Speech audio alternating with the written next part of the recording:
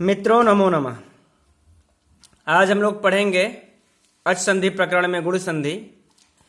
लेकिन उससे पहले हम आप लोगों के बताना चाहेंगे कि इस वीडियो को हमारे पूरा देखिएगा आप लोग।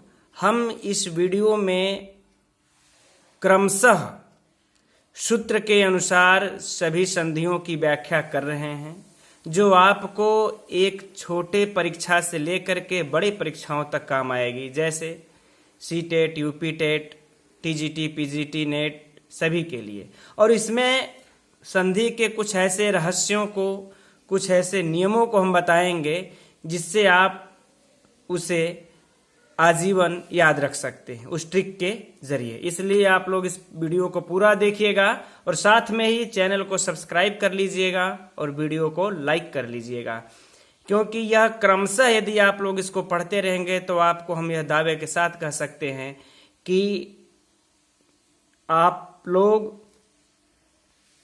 व्याकरण का पूर्णतः अध्ययन कर लेंगे। आइए अब हम लोग शुरू करते हैं। गुण संधि में सबसे पहला हम लोग जानेंगे सूत्र अदेंग गुणः। अदेंग गुणः यह एक संज्ञा सूत्र है। इस सूत्र की पहले व्याख्या हम लोग देखते हैं, इसका विच्छेद हम लोग करते हैं तो अत एंग गुणः। अब देखिए, इसमें भी प्रथमा विभक्ति एक वचन है, इसमें भी प्रथमा विभक्ति एक वचन है, इसमें भी प्रथमा विभक्ति एक वचन है। अब इसका हम लोग अर्थ निकालेंगे तो इसका अर्थ यह है कि अत और एंग। अत का अर्थ हुआ अ और एंग का अर्थ हुआ ए ओ, अर्थात अ ए ओ, इन दोनों, इन तीनों की, अ ए ओ की गुण संज्ञा, गुण अर्थात गुण संज्ञक होते हैं। अब यही इतना इन्होंने सूत्र में कहा है, यह संज्ञा सूत्र है और यह बार बार छोटी सी परीक्षाओं में भी, बड़े परीक्षाओं में भी पूछता है गुण संज्ञा किसकी होती है, कितने की होती है। तो गुण संज्ञा अ ए ओ की होती है और यह तीन ही है जिनकी गुण संज्ञा होती है, गुण संज्ञक होते हैं ये। अब ये सूत्र में इन्होंने बस एक ही बात कही, अत एंग गुणः। अब समस्या क्या है, रहस्य क्या है, उसको जानिएगा। अब अत से हमने अ ले लिया, एंग से हमने ए ओ ले लिया, इन तीनों की गुण संज्ञा हो।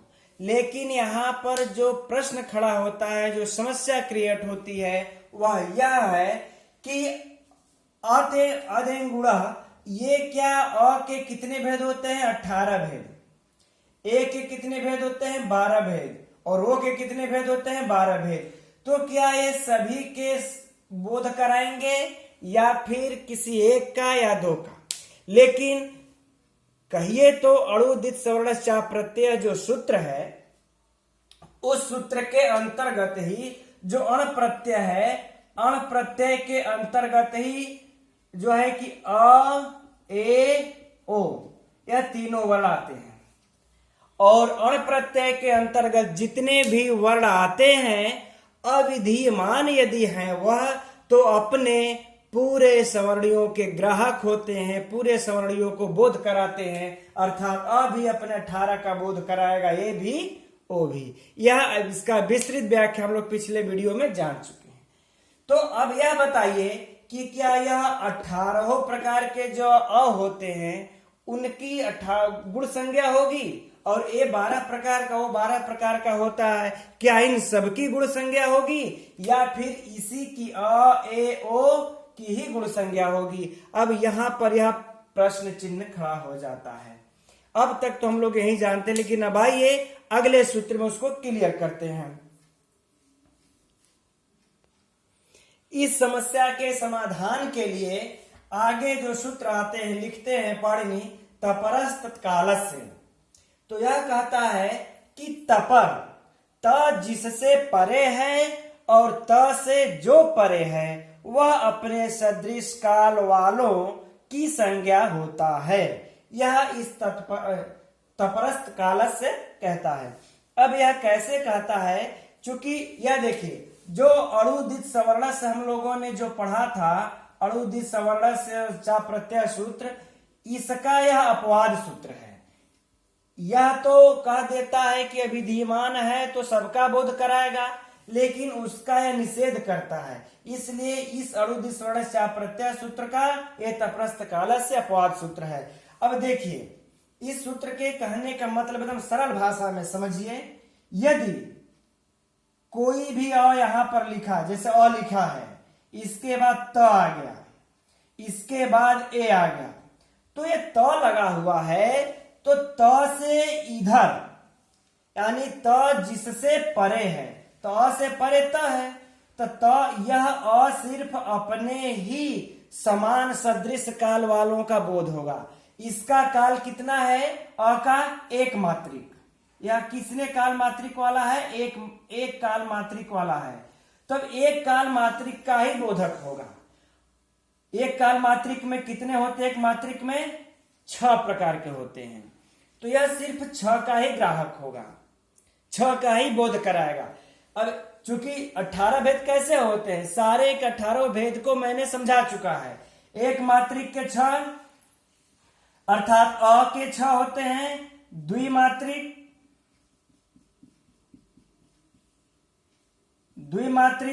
आ इसके भी 6 होते हैं, और एक होता है त्रिमात्रिक आ जो प्लुत है, इसके भी 6 होते हैं, या त्रिमात्रिक। तो 6 त्रिक 18 हो गए। तो इस प्रकार से यहां केवल यह अपने ही काल वाले का बोध कराएगा, अपने सदृश काल वाले का। यदि उसके बाद में त लगा है तब, और त भी जिससे पहले भी होगा। अगर ए है तो ए भी अपने सदृश काल वालों का 6 भेद का बोध कराएगा, ए भी। तो त का, इस त का देखिए बहुत ही महत्वपूर्ण है, फिर से ध्यान से दे लीजिए कि तपर अर्थात त जिससे परे है और जिसके पहले है, इस अगल बगल दोनों वाले सिर्फ अपने सदृश काल वालों का बोध कराएगा, अर्थात अ का ही बोध कराएगा, आ और आ का बोध नहीं कराएगा, यानी दीर्घ और प्लुत का नहीं। और यह तो ए है, यह जो है कि दीर्घ है, तो यह दीर्घ का बोध कराएगा, प्लुत का बोध नहीं कराएगा। इस प्रकार से तपरस्थ कालस्य के लग जाने के कारण अब जो यह अ है अदेंग गुणः में, अब देखिए है कि अत, हम लोगों ने यही पढ़ा था, अत एंग गुणः। अब जब हम लोग इसमें देखेंगे तो देखिए अ त एंग यही है, तो ये तपर लग जाने से यह अ भी सिर्फ अपने सदृश काल 6 का बोध कराएगा, और एंग प्रत्याहार में ए और वो जो शब्द आते हैं यह भी अपने 6 का बोध कराएंगे। इस प्रकार से यही तटस्थ कालस्य कहता है। इस प्रकार अगर इसका हम अगर पूरा अर्थ देखें तो यह सूत्र ही कहता है कि अ केवल अपने समकाल वाले 6 ह्रस्व भेदों का ही ग्राहक होगा, संपूर्ण 18 भेदों का ग्राहक नहीं होगा। इसी प्रकार तपर ए ओ केवल अपने समकाल 6 दीर्घ भेदों के ही ग्राहक होंगे, संपूर्ण 12 भेद के ग्राहक नहीं होंगे। लेकिन यहाँ एक बात और भी ध्यान देने योग्य है। अगला जब सूत्र हम लोग पढ़ेंगे तो अगला सूत्र है आद गुणः। आद गुणः यह हमारा अगला सूत्र है। जब इसका विच्छेद हम लोग करते हैं तो आत गुणः आता है ना, आत गुणः। तो अब आप लोग यहाँ पर यह भी सोचेंगे कि यहाँ भी तपर आ गया, तो यहाँ पर जो है यह सिर्फ अपने ही समान 6 कालों का बोध कराएगा, लेकिन नहीं, यहाँ पर जो आत है अ शब्द की पंचमी विभक्ति का त है।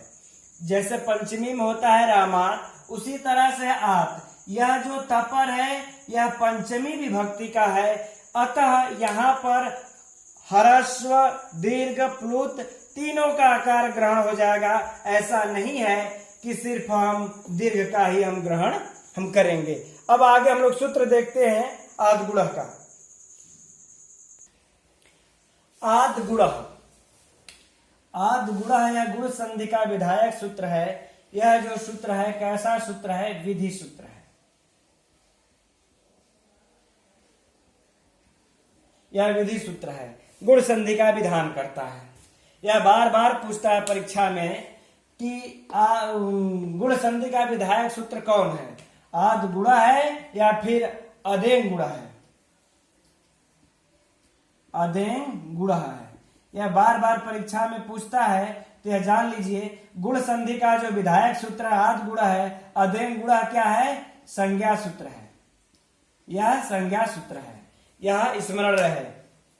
अब यह आदगुणः क्या कहता है? यह सूत्र को हम लोग देखते हैं। कहता है अवर्णादच परे पूर्व परयो, अवर्णादच परे पूर्व परयो रेको गुण आदेश स्यात्। यानी अवर्ण से अच परे होने पर, अर्थात यहाँ पर अवर्ण है, इससे परे अगर आपका कोई भी अच हो जाए, कोई भी अच हो जाए, तो इन दोनों अर्थात पूर्व और यह पर, दोनों के स्थान पर एकादेश होता है, एक गुण आदेश हो जाता है। क्या चीज? एक गुण कोई आदेश हो जाता है। यह कहता है गुण आदगुणः। फिर से देख लीजिए, अवर्ण से परे कोई भी अच आ जाए, अवर्णादच से परे कोई भी अच आ जाए, तो उन पूर्व और पर दोनों के ऊपर एक गुण आदेश हो जाता है। एक गुण का मतलब अ, ए, ओ, इन तीनों में से कोई एक आदेश हो जाएगा। अब यह बड़ा, यह देखिए उत्सर्ग सूत्र, देखिए इस तरफ इसमें लेंगे।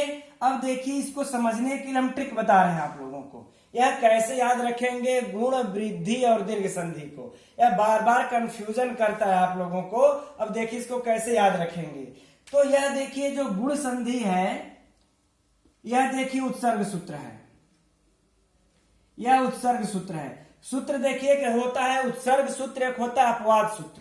उत्सर्ग सूत्र वह होता है जब किसी सूत्र को हम बहुत विस्तृत रूप में हम वर्णन कर देते हैं और उसके बाद में एक एक सूत्र से जो उसमें कमियां होती है उसको हम रोकते हैं, वह अपवाद सूत्र हो जाता है, अपवाद सूत्र कहलाता है। अब देखिए यह गुण सूत्र उत्सर्ग सूत्र कैसे हुआ आदगुणः, आइए दिखा देते हैं आप लोगों को हम। यहां पर अ है, अ और प्लस अ के 18 भेद, अ और अ के 18 भेद, यह हम मान लेंगे। इसके बाद यदि अ आता है तो इसको हम एक बार लिख लेते हैं।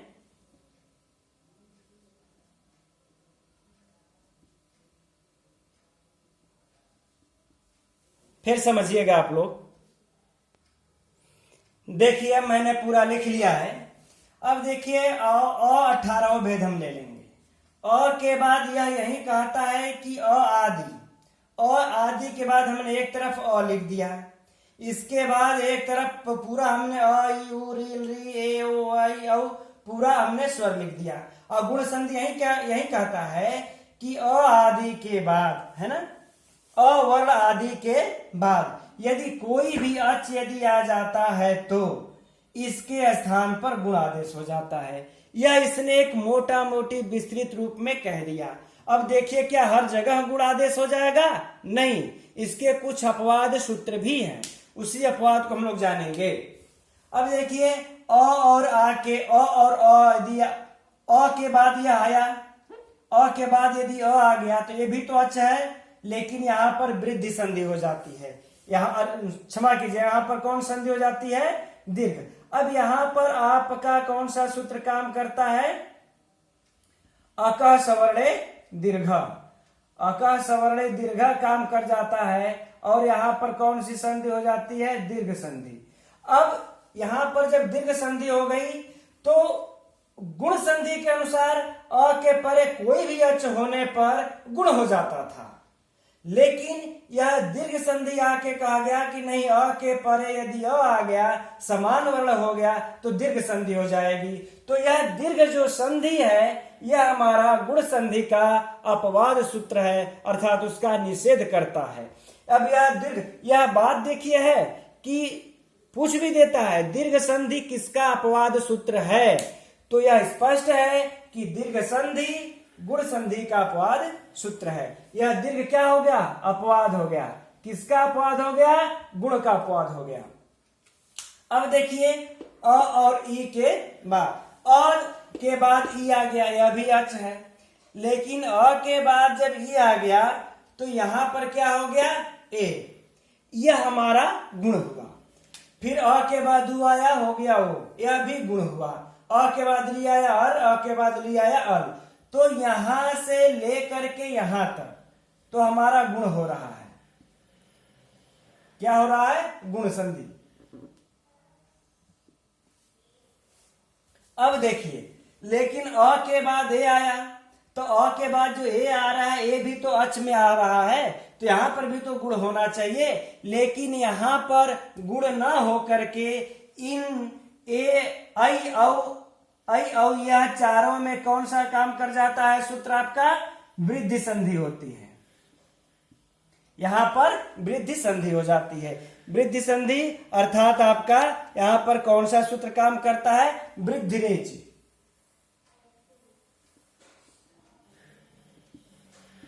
अब देखिए, यह जो वृद्धिरेच यहां पर काम किया, यह वृद्धिरेच भी कैसा सूत्र है? अपवाद सूत्र है। किसका अपवाद है? गुण संधि का अपवाद है। आद गुणा का अपवाद यह वृद्धिरेच हो गया। तो इस प्रकार से इस गुण के दो अपवाद हम अभी और भी आगे अपवाद देखेंगे, कैसे आगे देखेंगे हम लोग, लेकिन आद गुणा के एक अकह सवर्ण दीर्घ अपवाद हो गया और एक वृद्धिरेच अपवाद हो गया, क्योंकि आद गुणा तो कहता है अ के बाद कोई भी स्वर आ जाएगा उसको गुण आदेश हो जाएगा, लेकिन जब हम लोग पूरा देखते हैं तो आ के परे अ आने पर समान वर्ण होने से दीर्घ हो गया, अ के परे ए आने पर वृद्धि हो जाती है, ओ आने पर भी वृद्धि, आने पर भी वृद्धि हो जाती है। इस प्रकार से इतने को हम निकाल देंगे और इसको भी निकाल देंगे। अब बच गया कितना मेरा? ई उ री री। तो जो गुण संधि है सिर्फ ई उ री और री इन्हीं चारों पर काम करेगी। तो इस प्रकार से हम अगर कभी भी भूल जाएं तो इस प्रकार से हम सारणी खींच लेंगे, हमें तुरंत समझ में आ जाएगा। अब आइए आगे बढ़ते हैं हम लोग। अब इसका हम लोग देख लेते हैं उपधन इंद्र। उदाहरण देख लेते हैं उपधन इंद्र। यहां पर देखिए प में से अ निकाल देंगे और यहां पर ई। अब यहां अ से परे अच है, इन दोनों के स्थान पर जो है क्या आदेश हो जाएगा? यहां पर एक गुण प्राप्त होगा। इन दोनों के स्थान पर एक गुण प्राप्त होगा। किस सूत्र से? अदेन गुणा से,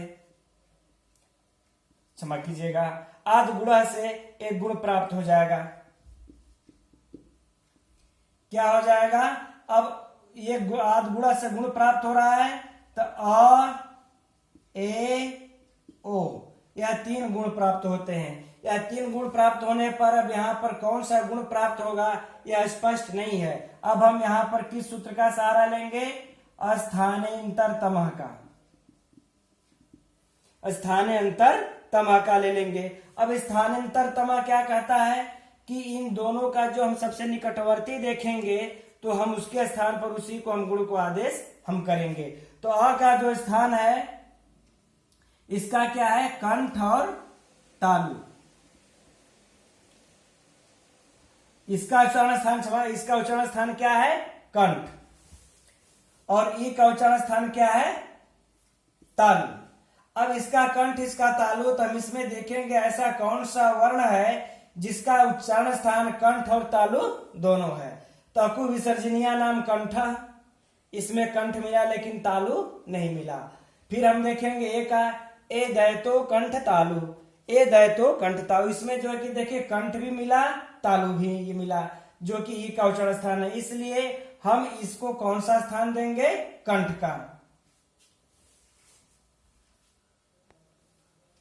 इस प्रकार हम देख लेते हैं कि अ और ई का दोनों का जो सबसे निकटवर्ती इसमें गुण होगा यह ए होगा, क्योंकि कंठ और तालु ये दे तो कंठ तालु से इसी का मैचिंग करता है। तब हम इसका लिख देंगे उ, प में से अ निकल गया था, ऐसे धन इंद्र, धन इंद्र था। अब अ को अ और ई के स्थान पर क्या गुण हुआ, ए, तो हम इसको क्या लिख देंगे, उपेंद्र, सुआदि की उत्पत्ति करके उपेंद्र। इसी प्रकार से एक उदाहरण और देख लेते हैं, गंगा, धन उदक। अब यहां पर देखिए गंगा का आ है, यहां पर उ है, दोनों के स्थान पर अब एक गुण आदेश प्राप्त हो जाएगा हमें, आदगुण से, आदगुण सूत्र से आ के बाद उ आ गया है तो एक गुण प्राप्त हो जाएगा।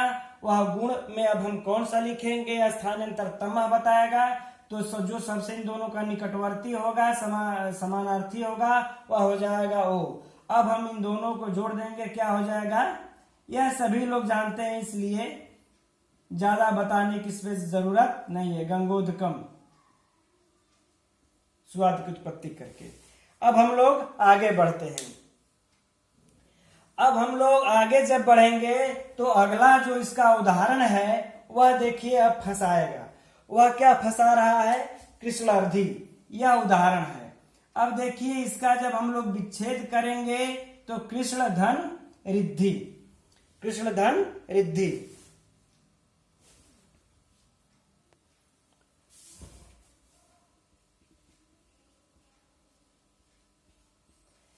अब देखिए यहां पर इसका अंत में, कृष्ण के अंत में क्या है, अ है, यहां पर क्या है, री है। अब यह अ वर्ण है, इसके परे यह अच है, री अच आ गया। अब इन दोनों के स्थान पर आद गुण से हमें एक गुण प्राप्त हो रहा है। अब वह गुण अ, ए, ओ, इन तीनों में से कोई एक होगा। अब फिर हम स्थानांतर तमा का प्रयोग करेंगे कि इसमें से इन दोनों का सबसे समानार्थी कौन है। अ का उच्चारण स्थान क्या है, कंठ, री का उच्चारण स्थान क्या है, मूर्धा। अब हम लोग देखेंगे, अभी री का उच्चारण स्थान मूर्धा हो गया, इसका कंठ, इसमें देखेंगे कि किसका उच्चारण स्थान कंठ और मूर्धा दोनों है। देख लेते हैं, अको विसर्जनीय नाम कंठ, ए दैतो कंठ तालु, ओ दौतो कंठ ओष्ठम। कंठ तो मिल गया लेकिन मूर्धा किसी में नहीं मिला। तब इन तीनों में से हम किसको आदेश करेंगे, अब हो गई समस्या। अब इस समस्या से को हल करने के लिए अब पाणिनि एक अलग सूत्र लिखते हैं। अब यह कैसे हल होगा, क्योंकि इसमें कोई ऐसा नहीं है जिसका उच्चारण स्थान कंठ और मूर्धा दोनों हो, तो नतीजन हम इन तीनों में से किसी को भी एक को आदेश नहीं करेंगे, क्योंकि अगर हम अकु विसर्जनीयानाम कंठ, दैतो कंठ तालु, दौतो कंठोष्टम, कंठ तो मिल गया तीनों में, लेकिन हम तीनों में से यहाँ पर किसको रखेंगे, अगर किसी ए अ को रखेंगे तो ए वाला झगड़ेगा, ओ को रखेंगे तो अ वाला झगड़ेगा, क्योंकि कंठ तो तीनों में है लेकिन यह मूर्धा तीनों में से किसी में नहीं है। अब इसके निवारण के लिए हम लोग अगला सूत्र पर अध्ययन करते हैं, वह है उपदेशे जनुनासिक इत। उस सूत्र को देख लेते हैं। उपदेशे जनुनासिक इत, यह कैसा सूत्र है, संज्ञा सूत्र है, याद कर लीजिएगा। यह कैसा सूत्र है, संज्ञा सूत्र है। यह कहता है उपदेशे, उपदेश की अवस्था में अनुनासिक, अनुनासिक हो, इत, अनुनासिक इत हो, कर उपदेश के अवस्था में जो अनुनासिक हो, उपदेश की अवस्था में जो अनुनासिक हो उसकी इत संज्ञा हो। अब यानी कि जब हम लोग देखिए, जब हम लोग प्रत्याहार में हम लोग माहेश्वर सूत्र में चलते हैं, आयुड़ा री री का ए ओ अंगा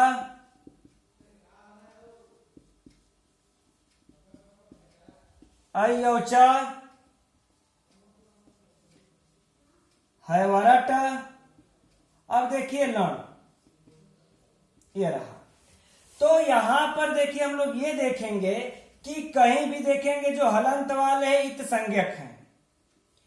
अब हम जब प्रत्याहार बनाते हैं तो उस प्रत्याहार में हम वर्ण शुरुआत यहां से तो हम वर्ण कहीं से भी उठा सकते हैं, लेकिन रोकेंगे कहां? जो इत संज्ञक वर्ण है, जैसे ड़ क अंग, ऐसे स्थानों इत संज्ञक पर ही हम रोक करके प्रत्याहार बनाते हैं। अब यहां लेकिन उठा सकते हैं हम, कोई भी वर्ण कहीं से भी ले सकते हैं। अब यहां पर कह रहे हैं कि इसमें जो है लड़ में जो ल, अगर हम लोग इसको अलग अलग करते हैं तो ल, फिर उसके बाद है इसमें जो अ है वह अनुनासिक है, ल को अलग कर दिया, फिर उसके बाद ड़ है। तो यह तो इत संज्ञक है ही है, यह तो इसकी तो इत संज्ञा होगी ही, लेकिन उपदेशज अनुनासिक इत के द्वारा यह जो इसमें अनुनासिक अ है इसकी भी इत संज्ञा होगी। अब जब इसकी भी इत संज्ञा हो जाएगी तो जैसे हम ड़ के पास रुक करके प्रत्याहार बना सकते थे, वैसे ही हम अ के पास भी रुक करके प्रत्याहार बना सकते हैं। और जब हम यहां से जब हम प्रत्याहार हम बनाएंगे तो अब देखिए प्रत्याहार जब हम यहाँ र से लेकर के जब हम बनाएंगे तो र ल को ले लेंगे। अब यह प्रत्याहार हमारा ये हो जाएगा र, इसी में अ अनुनासिक को ले लेंगे, र प्रत्याहार। जब हम र प्रत्याहार को लेंगे तो इसमें कौन कौन से वर्ण आएंगे? ये यहां से उठाए हैं। अब देखिएगा, इसको मैंने प्रारंभ किया इस र से, तो यह र आ जाएगा। और फिर यह इस संज्ञक को तो गिनते नहीं है तो ट को हम हटा देंगे, फिर यह ल आ जाएगा। ठीक है।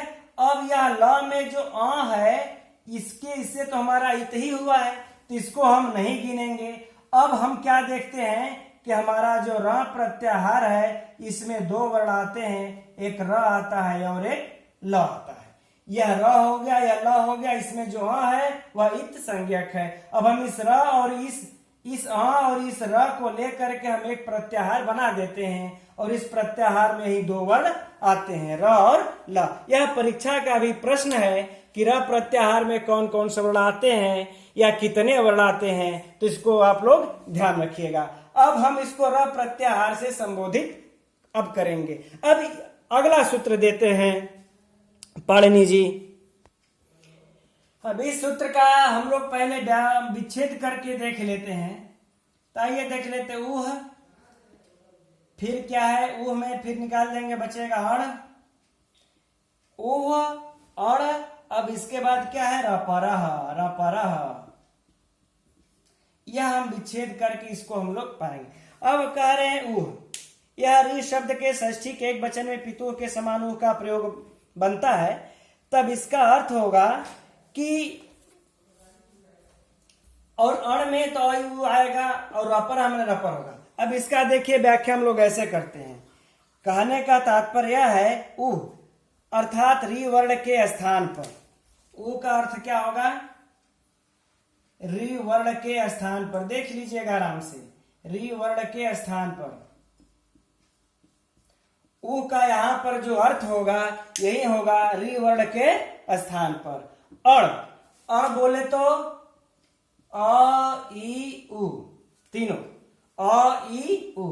तो री वर्ण के स्थान पर अण अर्थात अ ई उ आदेश होगा तो रपरह, आदेश होगा तो वह रपरह, र प्रत्याहार परे वाला, र परह माने परे वाला, तो इसका अर्थ हो जाएगा र प्रत्याहार परे वाला। अब देखिए इसका पूरा अर्थ निकाल लेते हैं। री वर्ण के स्थान पर अ ई उ अर्थात अण आदेश होगा तो वह र प्रत्याहार परे वाला, अर्थात उससे परे र और ल वर्ण भी होंगे। बातें समझ में आ गई। अब देखिएगा, अब इनके कहने का भाव यह है जो कि वहां पर हम लोग जब कृष्ण धन रिद्धि में फंसे हुए थे, जब हम लोग कृष्ण धन रिद्धि में फंसे हुए थे कि यहां पर अ है, यहां पर री है, अब यहां पर हम लोग गुण है ना, अ ए ओ, इन तीनों में से किसको गुण आदेश किया जाए, हम लोगों की समस्या यही थी। और इसमें से किसी का भी मैच नहीं कर रहा था उच्चारण स्थान। तो अब देख लेते हैं। तो यहां पर कहते इसमें से कि अण के अंतर्गत कौन आएगा, सिर्फ अ आएगा। तो इसमें से किसी अण को यदि आप यहां पर प्रयोग री के स्थान पर यदि प्रयोग करते हैं तो वह र प्रत्याहार के परे वाला अर्थात र और ल वर्ण भी होंगे। तो हमने अ को यहां पर प्रवृत्त कर दिया।